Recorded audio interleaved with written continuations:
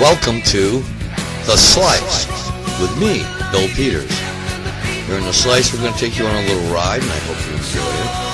So buckle up and hang on, because we got a lot more to come.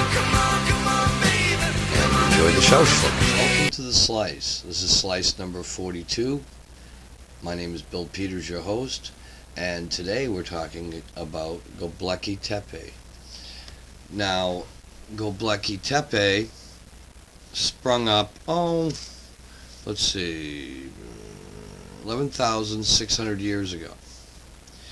And actually, at 11,600 years ago, we had an comet strike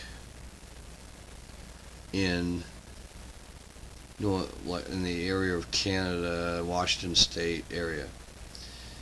Melted so much ice and water that it created the dry falls in Washington State. So you can check that out as backup for that statement. Okay, so now I've been checking out, you can check with Kimberly Wright or other people like her that know a ton about this place. But as you might know or not know, the place was purposely backfilled and buried in a huge hill built on top of it to hide it for some reason, as if to erase the fact that we were starting over. Graham Hancock believes that it was built there to redistribute the knowledge of the past that they had achieved before the cataclysm. This wiped out tons of civilizations, and I don't believe we'll ever get a correct interpretation of events until we can totally understand what's on the ocean floors. But the amount of Gobekli Tepe that they have excavated at the current time is only about the size of Stonehenge, and the place is 50 times bigger. 50 times. It's huge. It's probably going to take several lifetimes to excavate properly. Graham made a good point when he said that we have an amnesia in our race, in our humanity, a huge blank spot that we don't know anything about. I believe that perhaps they backfilled the place. There might be a secret or two still hidden there. Perhaps even a structure beneath that one. Maybe chambers hidden. There must be a reason why it was backfilled so meticulously, and every square inch preserved the way it was, almost as if it was a time capsule of some kind. So let's go look at some photos and get a little more information, and make sure you do check out Graham Hancock's book, Magicians of the Gods, I believe. Yeah. So anyway, let's go do that now, and I'll narrate you through it. So welcome to Gobekli Tepe, and this is quite a place. In the next picture you'll see Graham Hancock.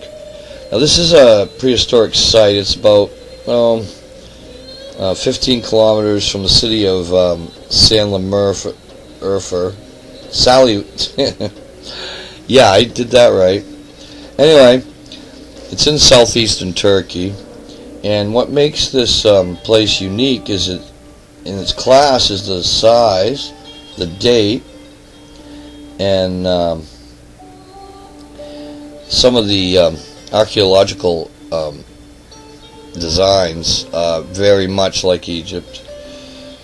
And they're saying it's about 12,600 years ago this place popped up, did its thing, and then it was meticulously buried.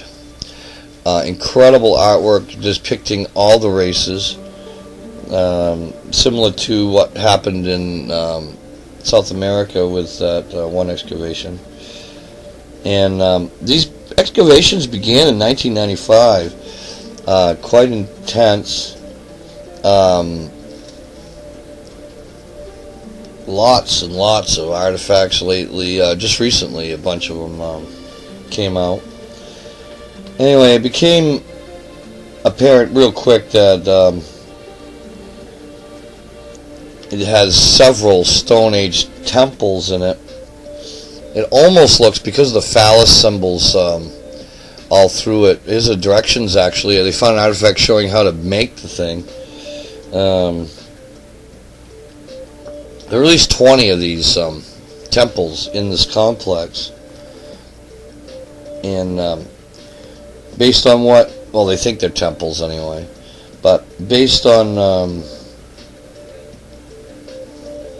what has been unearthed so far, seems to be that there were 2 huge monumental pillars in the center of each installation, surrounded by the enclosure. Excuse me, and walls. And that's interesting. That's the obsidian-eyed man right there holding his penis. I think they were trying to repopulate the world because they really, really harp on the phallic symbols and such. So, foxes, snakes, wild boars, cranes, wild ducks. These are the most common shapes found around the site. But most of these were carved into the flat surface of the pillars. That'll teach me to inhale spit. Okay. Then again, we also come across some three-dimensional sculptures. And these three-dimensional sculptures in the shape of predators, depicting lions and setting on the side of the T-pillar. Okay, so the unique method used for the preservation of Gobekli Tepe has really been the key to the survival of this amazing site, because they backfilled the whole thing after. Now, this took a lot of work, a lot more work than it would have took to just leave it, that's for sure. But each of these pillars that the structure sat on, and remember, these, when you see these T-shaped pillars like here on this Gobekli Tepe and Machu Picchu and stuff, that actually had wood timbers laying on that. So you have no idea what these things actually look like, because all you're looking at is what's left of the supports. You know, it's amazing that you don't hear many okay, this pillar is different. This is the phallic symbol. So bear that in mind when you're watching this stuff, that things are not always as they seem. You know,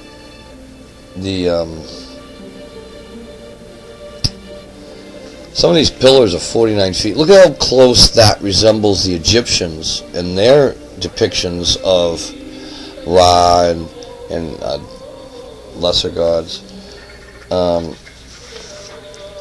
Yeah, so all those flat sections actually had timbers or supports going between them.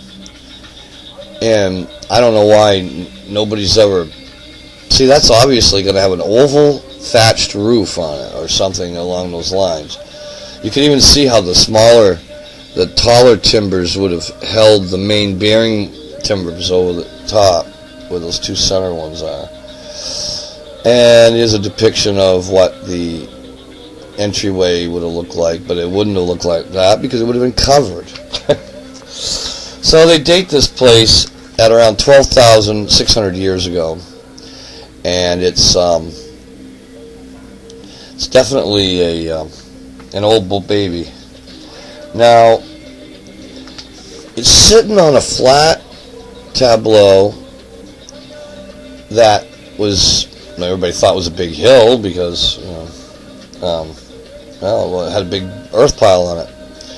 Some of these carvings are actually quite exquisite, but they're so weathered that they don't look quite as good as they did.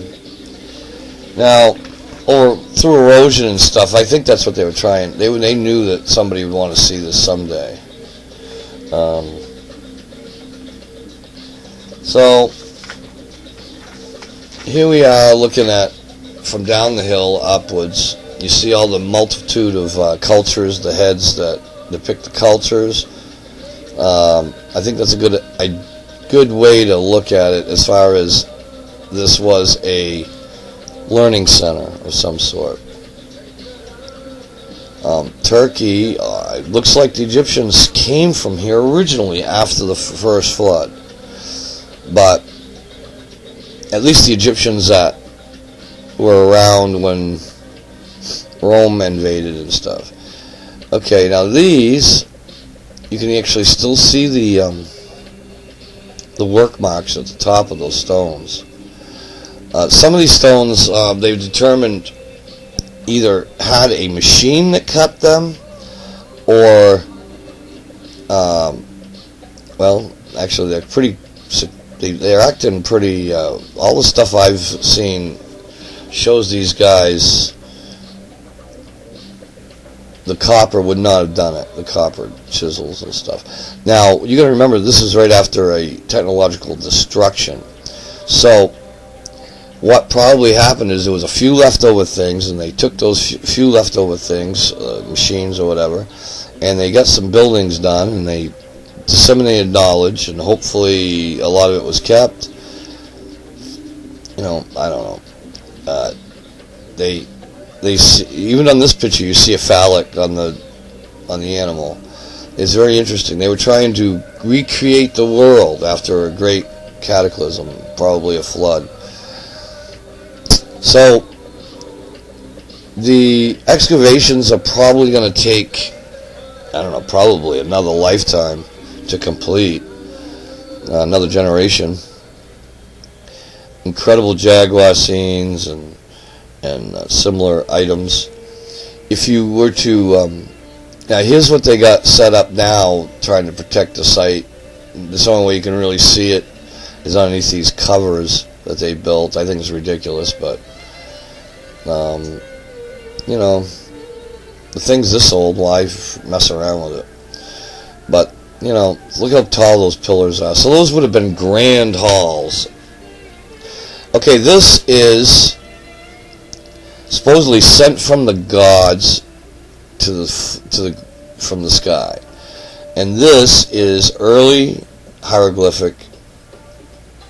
No, this was a copy of what was sent from the sky, and that's what they. Okay. And so we're not quite sure what we're seeing here, but we see turtles and humans dancing. I wonder if turtles might be the ETs. Maybe not. Alright, this is the back of the obsidian man, what we call him anyway. Shows a little hair ponytail there, and that's the backside of this statue. It's amazing stuff, a lot of this. This is really hard rock, and I don't think you'd be able to. I know I couldn't do any of this work. I'm not really a good artist, one, and two, the tools required. I mean, geez, it'd be a pain in the butt with today's tools for me. I mean, a Dremel might help, but whatever. You look at this lock. It looks like a lock anyway. They were saying that the resonance, this talks about sound resonance, and they're talking about how that was transferred knowledge as well. And of course the phallic symbol and some symbols, I don't know what that means, but remember, they just gone through a planetary reduction in the population of the world. So Gobekli